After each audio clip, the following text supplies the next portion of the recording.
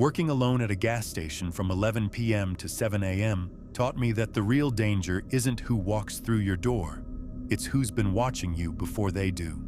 I'm 21, and I needed this job to pay for community college. The gas station sits on the edge of town, where the highway meets rural roads. Perfect for truckers, late-night travelers, and apparently, people you really don't want to meet. My third week on the job, I started noticing this beat-up sedan. Same car, different times. Sometimes around midnight, sometimes 3 a.m. The driver would pull up to pump 4, sit there for exactly 5 minutes without getting out, then leave. Never bought gas, never came inside. I mentioned it to my manager during shift change. He just shrugged. Probably some insomniac going for drives. Don't worry about it unless they cause trouble. But it was weird enough that I started paying attention. The pattern continued for 2 weeks. Always pump 4, always 5 minutes, always alone. I could never get a good look at the driver through the tinted windows, but I could see them looking toward the store. Then one Tuesday night, everything changed. I was restocking energy drinks when I heard the familiar sound of that sedan pulling up. But this time, the engine stayed running and I heard a car door slam.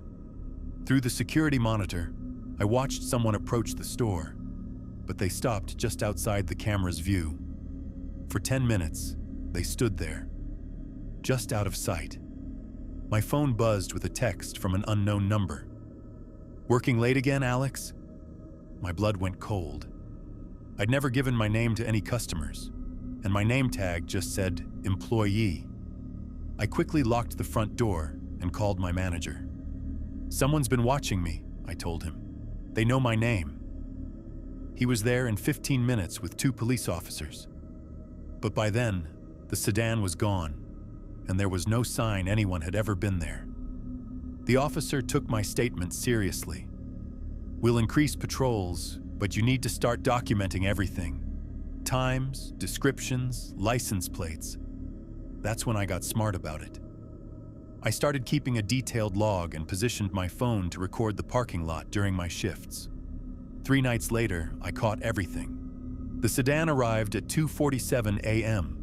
This time, I got the license plate on video. But more importantly, I captured the driver getting out and walking the entire perimeter of the building, testing windows and checking the back door. When I called 911, I had evidence. The police traced the plates to a man who had been fired from the gas station chain 6 months earlier for stealing from registers. Turns out, he'd been casing not just my location, but 3 other stores in the area. The really disturbing part? When they arrested him, police found detailed notes about multiple employees' schedules, routines, and personal information he'd gathered by following us home after work. I wasn't his only target. I was just the one who noticed the pattern. The guy had been planning to rob all 4 locations on the same night, using his inside knowledge of our security procedures and shift patterns. My paranoia about that weird sedan probably prevented 4 armed robberies. The scariest part wasn't the potential robbery. It was realizing how long someone had been watching me without me knowing. How vulnerable we all were, thinking we were safe in our routine jobs. I still work night shifts, but now I vary my schedule, take different routes home, and trust my instincts when something feels off. Sometimes the most dangerous person in your life is someone you've never actually met, but who's been studying you like homework.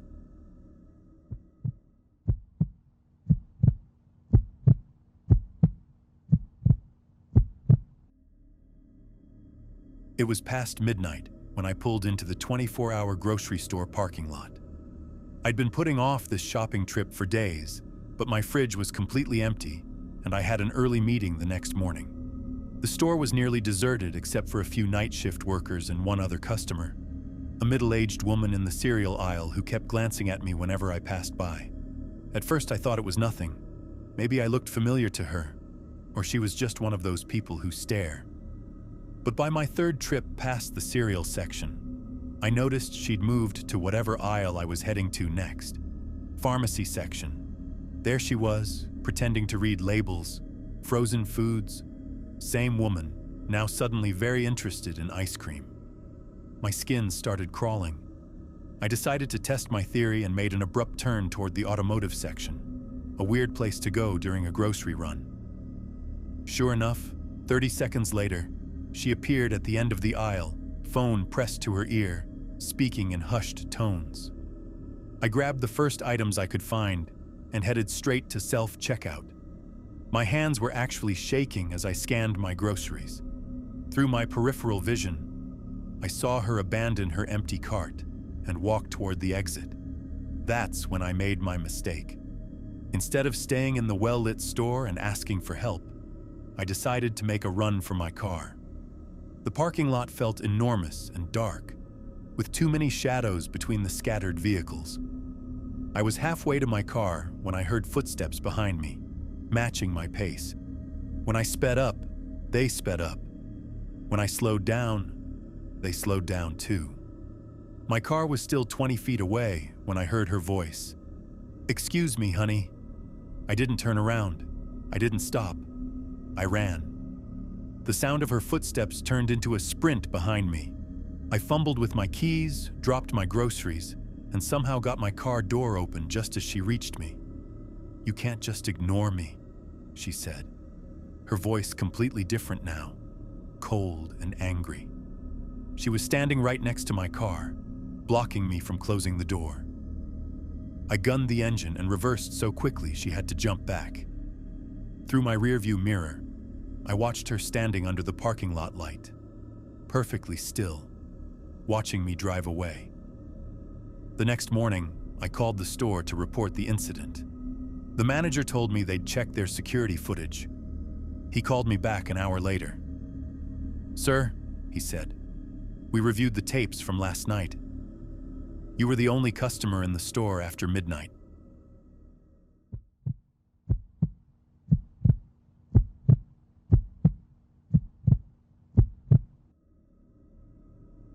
Working the overnight shift at a highway gas station teaches you to read people fast.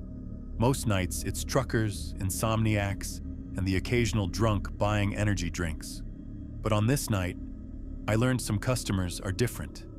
It was 2 a.m. when he first walked in. Tall guy, maybe mid-30s, wearing a dark jacket and baseball cap pulled low.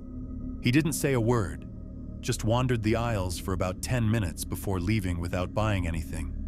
Weird, but not unheard of. He came back an hour later, same routine, walked the aisles, picked up random items, put them back. This time I paid attention.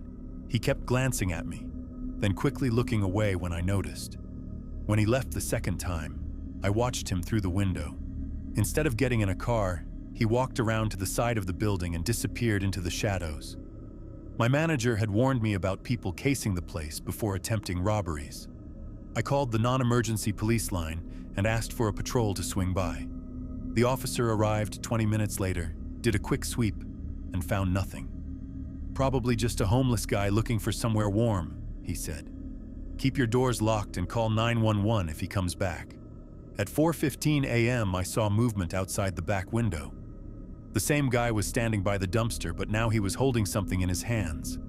I couldn't make out what it was, but his body language had changed. He kept looking toward the store, then down at whatever he was holding. I locked both entrance doors and grabbed the baseball bat we kept behind the counter. That's when I noticed the security monitor. Camera 3, which covered the back parking lot, showed him walking in slow circles around my car. He'd stop, crouch down, then stand up and continue circling. My hands started shaking as I reached for the phone to call 911. Before I could dial, he appeared at the front door. This time he wasn't browsing. He pressed his face against the glass and stared directly at me with an intensity that made my skin crawl. He started knocking, slow, deliberate knocks. Then he held up what he'd been carrying. It was my license plate. He'd somehow removed it from my car. "I know where you live," he mouthed through the glass, tapping the plate against the window. I called 911 immediately. The operator stayed on the line while I described what was happening. The man kept knocking, kept staring, kept mouthing words I couldn't fully understand. Police arrived in 6 minutes. By then, he was gone. They found my license plate on the ground by the front door. Security footage showed everything except his face. The camera angles somehow never caught a clear shot. The officer who took my statement was blunt. This isn't random. Someone's been watching you, learning your schedule. You need to be very careful. I quit the next day. Some jobs aren't worth the risk, no matter how much they pay.